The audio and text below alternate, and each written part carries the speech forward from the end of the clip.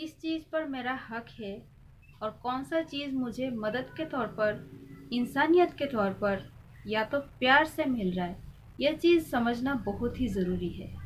आपको मैं 3 कहानियाँ सुनाती हूँ।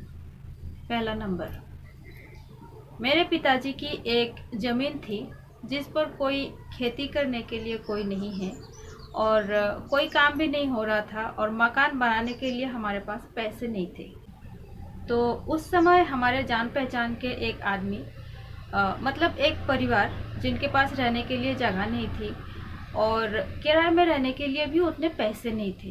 तो मेरे पिताजी ने उनको बोला कि यहाँ हमारी ये इस ज़मीन पर झोपड़ी बांध के आप रह सकते हो, रहो। तो वो हमारे ज़मीन पर रहने लगे। तो रहते रहते 5 साल बीत गए और 5 साल बाद हमारे पास कुछ पैसे आए हैं और कुछ उस जमीन को लेकर कुछ प्लानिंग चल रहा है। तो मेरे पिताजी ने उनको बोला कि भैया अभी आप लोग यहाँ से उठो, उठ जाओ और कहीं और चले जाओ, मुझे मेरी ज़मीन से काम है। तब वो लोग उठना नहीं चाह रहे थे, वो लोग निकलना ही नहीं चाह रहे थे। वो ऐसा बोल रहे थे कि इतने दिनों से रह रहा है, हम 5 साल हो गए तो इस जमीन पर हमारा हक बन गया, तो हम कोर्ट तक जा सकते हैं, कोर्ट तक जाएंगे। गए भी थे, कोर्ट तक गए थे और बहुत ही मेहनत मुशक्कत, बहुत कुछ करके फिर उनको वहां से निकालना पड़ा। अब आप बताइए कि यह जमीन उनको दया करके, मतलब इंसानियत के तौर पर उनको मदद के तौर पर मिला था रहने के लिए। इसका मतलब यह तो नहीं हो सकता है कि जिस आदमी ने मुझे मदद किया, मेरी मदद की, तो उसकी संपत्ति पर मैं कब्जा कर लूँ। ये गलत बात है ना। तो हमने सोच लिया चलो अशिक्षित है और गरीब है इसीलिए ऐसा किया होगा। मैंने भी ऐसा ही सोचा था।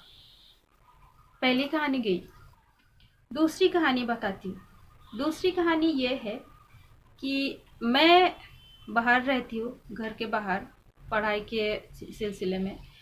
तो मैं रहती हूँ, मेरी एक काम वाली है मेरे साथ।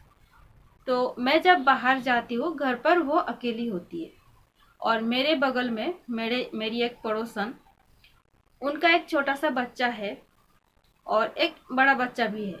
तो छोटे बच्चे के लिए वो दूध रखती है। दूध देने के लिए जब दूध वाला आते हैं उस टाइम वो महिला उनके बड़े बच्चे को स्कूल छोड़ने जाती है। तो इसीलिए ये उनके पास से, मतलब दूध वाले के पास से दूध रखने की जिम्मेदारी मेरी काम वाली पर आती है। तो वो भी रखती है, कोई ऐसी आनाकानी नहीं करती, रोज रोज दूध रख लेती है और वो मेरी पड़ोसन जब घर पर आती है तो मेरी काम वाली से ले लेती है दूध।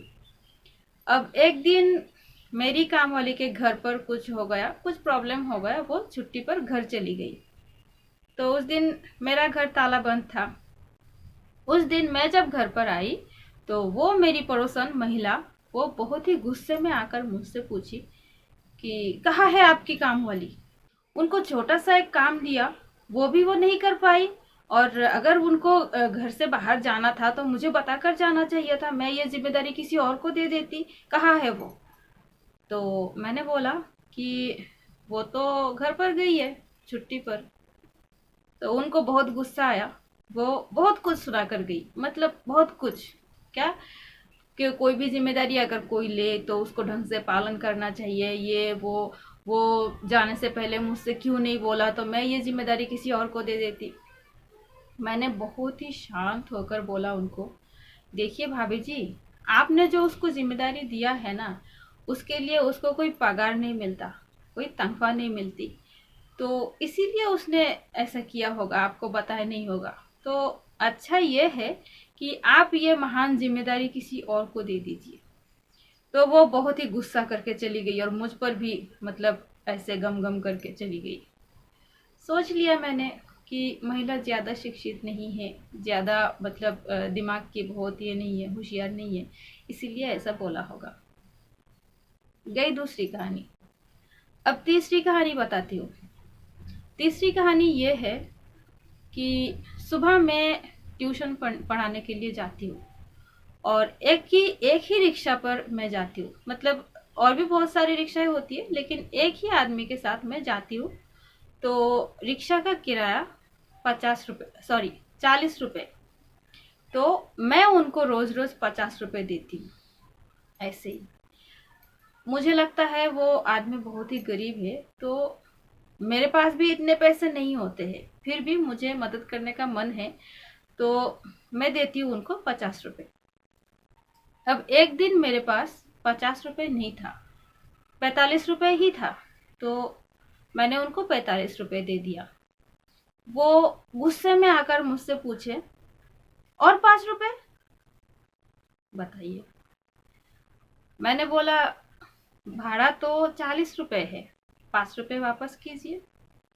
तब वो शांत होकर बोले, नहीं नहीं, रोज रोज 50 रुपये देते हैं इसीलिए बोला। अब बताइए, 50 रुपये पर उनका हक तो नहीं है, किराया 40 रुपये है, 50 रुपये मैं देती हूँ, इसका मतलब ये नहीं कि भाड़ा उनका 50 रुपये ही हो गया। चलिए, दूसरों की बातें बहुत बोल लिया मैंने, अब खुद की बातें करती हूँ। मैं एक ट्यूशन टीचर हूँ, और जब मैं पढ़ाने के लिए जाती हूँ तो स्टूडेंट की मम्मी हमेशा चाय के साथ कुछ ना कुछ नाश्ता खिलाती है। तो आज सुबह वो सिर्फ चाय लेकर आई और 2 पीस बिस्किट लेकर आई। मैंने देखा, मुझे लगा शायद नाश्ता लेकर आ रही होगी, थोड़ी देर में भी नहीं आई। मुझे बहुत ही बुरा लगा कि आंटी जी ने आज नाश्ता नहीं खिलाई। थोड़ी ही देर में मुझे ये एहसास हुआ कि यार, मैं इन सबको अशिक्षित, अर्धशिक्षित, गरीब, लाचार ऐसे समझकर ऐसा सोचती रही कि ये लोग ऐसे क्यों करते हैं। तो मैं भी ऐसी हूँ, ऐसा तो नहीं होना चाहिए था, मेरी सोच ऐसी नहीं होनी चाहिए थी, मैं भी ऐसी ही निकली। मतलब तब मुझे ये एहसास हुआ कि मैं भी इंसान हूँ, और ये इंसान का धर्म है, मतलब इंसान की आदत है कि जो चीज़ मुझे रोज रोज मिलने लगे वो चीज़ खुद का समझ लेते हैं, जिस पर मेरा कोई हक नहीं है। मैं सोच रही थी कि ये जो मैं ट्यूशन पढ़ाने के लिए जाती हूँ, तो आंटी जी के साथ नाश्ता खिलाना, इस बारे में तो कोई कॉन्ट्रैक्ट नहीं हुआ था। वो मुझे पैसे देंगे, मैं उनके बच्चे को पढ़ाऊंगी, बस इतना सा। नाश्ता जो खिलाती है वो मुझे प्यार से खिलाती है, या तो ये सोचकर खिलाती होंगी कि लड़की ऐसे सुबह सुबह बिना खाए आ जाती है, जाते जाते बहुत लेट हो जाएगा, कब खाएगी, ये सोचकर खिलाती होंगी। कुछ भी सोचकर खिलाए, लेकिन इस पर मेरा हक तो नहीं बनता। तो ये है इंसान, हम सब इंसान हैं। लेकिन ये घटना जब मेरे साथ घटी, तब से मुझे ये एहसास हुआ कि पहले मैं इसके बाद से हमेशा समझूंगी कि किस बात पर मेरा हक है और किस बात पर नहीं है, कौन सा मुझे हक के तौर पे मिल रहा है और कौन सा मुझे मदद के तौर पे, प्यार से, कौन सा मुझे इंसानियत के तौर पे कोई मुझे दे रहा है, या कोई मेरा हेल्प कर रहा है। तो ये थी मेरी कहानी दोस्तों। अगर मेरी ये स्टोरी आपको पसंद आई होगी तो प्लीज़ वीडियो को एक लाइक कीजिए और मेरे चैनल को सब्सक्राइब ज़रूर कीजिए। आज के लिए यहाँ तक, मिलते हैं अगले वीडियो में। Bye bye.